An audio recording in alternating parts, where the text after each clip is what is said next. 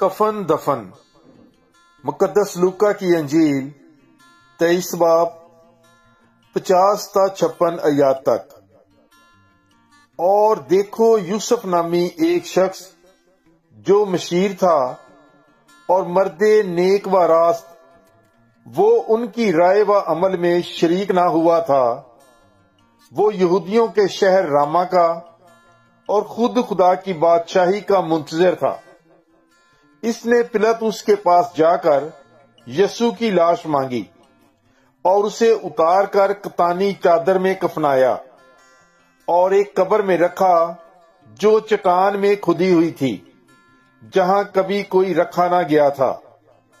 وہ تہیہ کا دن تھا اور سبت شروع ہونے کو تھا، اور وہ عورتیں جو اس کے ساتھ جلیل سے آئی تھیں پیچھے پیچھے چلی اور اس قبر کو دیکھا، اور یہ بھی کہ اس کی لاش کس طریقے سے رکھی گئی ہے۔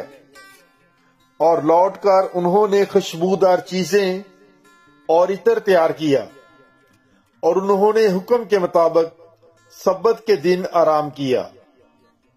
پاک کلام کے پڑھے اور سنے جانے پر خداوند کی برکت ہو، خدا کا شکر ہو۔ God bless you. Bible is life.